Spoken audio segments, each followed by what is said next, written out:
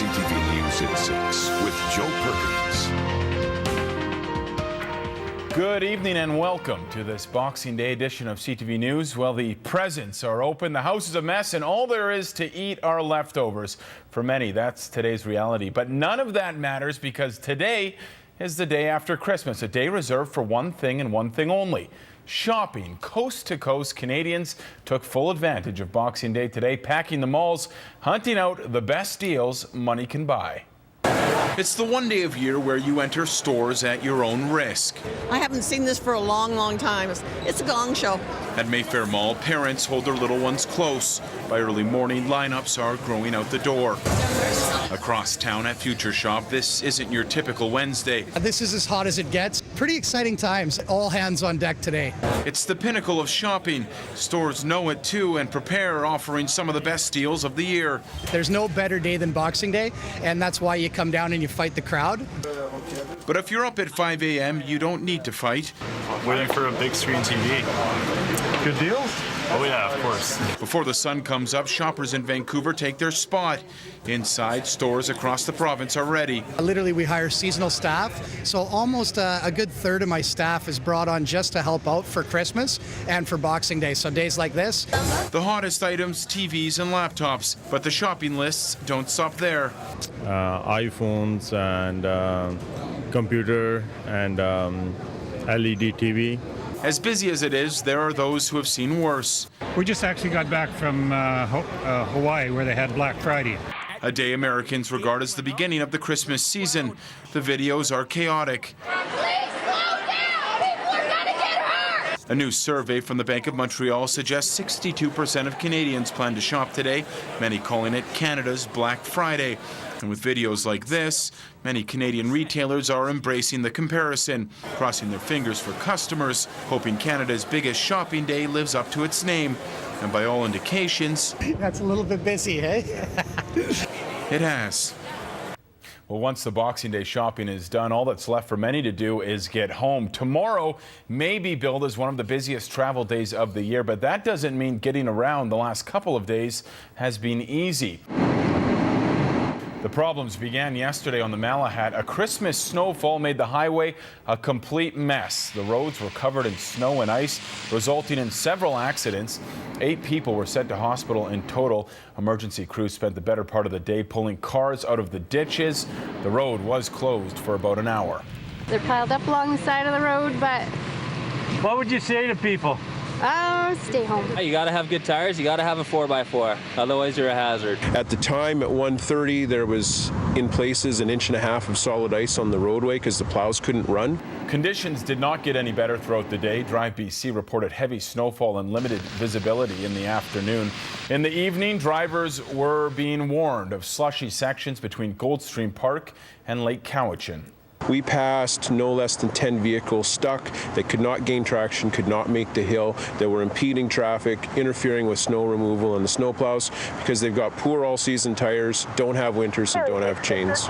Today, conditions were much better. Roads were wet but completely clear of snow. Drive BC is warning that there will be construction on the Malahat from Goldstream Park to the Split Rock viewpoint just north of Langford beginning the week of January the 3rd. Any drivers should expect delays. BC ferry traffic was steady all day with long lineups beginning early this morning. There were no major delays, but cars were lined up momentarily at Swartz Bay. Around 10:30 this morning, a lineup began forming outside the terminal after one of the toll booth computers went down. BC Ferry says the heavy lines were more to do with holiday traffic than any computer glitch. But most passengers sailing today came prepared. They knew it would be a busy travel day. I don't know that I'm the savvy traveler, but we actually did get away quite early today just to make sure, and we were surprised to find out that there wasn't really a lot of traffic, but I think it's because they've got the extra boats on. So BC Ferries is already predicting a possible 2-sailing wait from Tsawwassen to Swartz Bay between noon and 4 tomorrow. Anyone traveling on BC Ferries is urged to check the BC Ferries website for up-to-date conditions. You can go to bcferries.com. A white Malahat wasn't the only thing causing problems yesterday. Strong winds battered parts of the island, knocking out power to more than 6,000 customers. Downed trees cut power to nearly 3,000 people in Duncan, and thousands of people in Oak Bay were also in the dark, wondering if they would get a cooked turkey on the table by Christmas. Electricity not the only issue this Christmas. Many people were left wondering if they would get to see their loved ones after severe weather ruined travel plans out east. At least 13 flight arrivals were canceled and about 70 delayed today out of Toronto's Pearson International Airport. Yesterday, more than 200 flights were canceled due to the severe storm battering parts of the U.S. Some eastern and northern Ontario flights were also affected. In addition, some maritime routes also saw delays. Welcome back to CTV News at 6. An annual tradition got underway today in Nanaimo involving friends, ice-cold water, and some true bravery. For 53 years, people have been honoring one of the Harbour City's most well-known and beloved citizens, Frank Ney. CTV's Scott Cunningham has the story from the icy shores of Departure Bay Beach.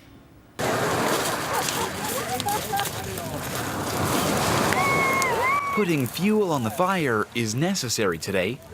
In a season rife with tradition, one holiday custom in Nanaimo will have hundreds looking to get warm as quickly as they can.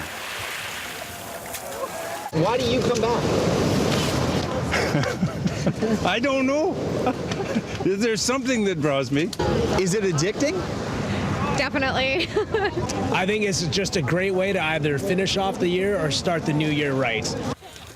For 53 years, Departure Bay has been the location of an odd but very popular holiday tradition. And it's a great way to blow off some steam from, like I said, the Christmas season. And, you know, it's a group activity. You get a lot of people that we see come back every year. As spectators gather and the crowd converges, dressed down participants get pumped up. Channeling courage is all part of a holiday tradition that comes with on-call medical staff. We come down here every year to help people in case of hypothermia. Risk may loom over this Boxing Day ritual, but not enough to keep young and old from getting involved. And we are talking old. This man is 97. Something to do. What else can you do on Christmas? It is only fair he get the last word.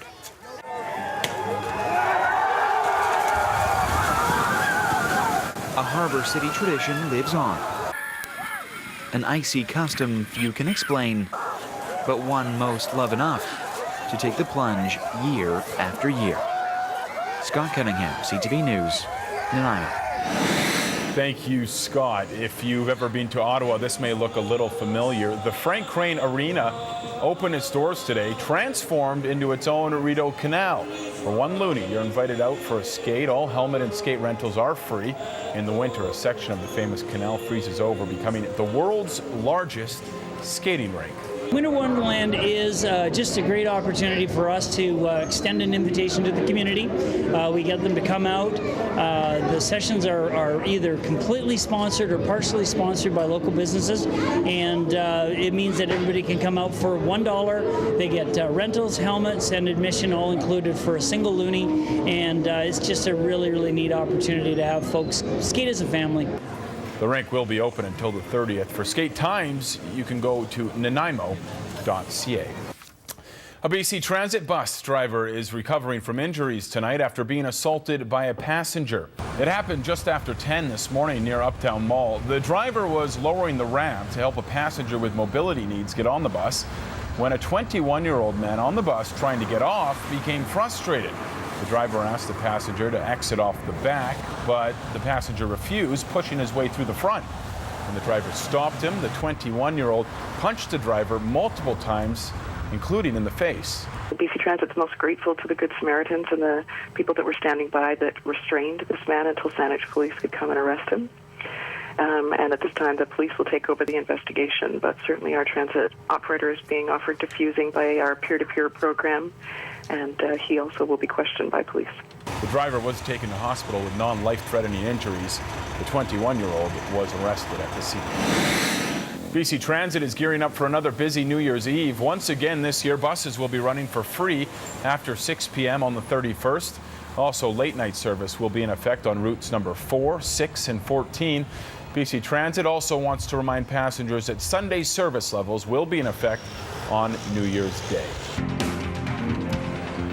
Well, it's been an amazing year for Victoria's own Ryder Hejdahl, and it's not over. The cyclist has been named Canada's Male Athlete of the Year. The Canadian Press made its announcement this morning. Hejdahl is coming off quite the year. In May, it took the Victoria native all 23 days to win the Giro d'Italia, one of Europe's Grand Tour cycling events, but he did it. Then he went on to the Tour de France, but he was caught up in an unfortunate crash during the 6th stage. After that, it was on to the Olympics, where, without the help of any teammates, Hejdahl finished 63rd. It was one remarkable season. His friends back in Victoria say Ryder would take it all in stride. It really speaks to his accomplishment, and he keeps making us proud and achieving these amazing things. So yeah, we're really, really happy for him. I'm sure he's overjoyed. He's a very, very proud Canadian. So to be given an honor like this is huge for him. He's going to be over the moon with this. Ryder becomes the first cyclist to ever win the award.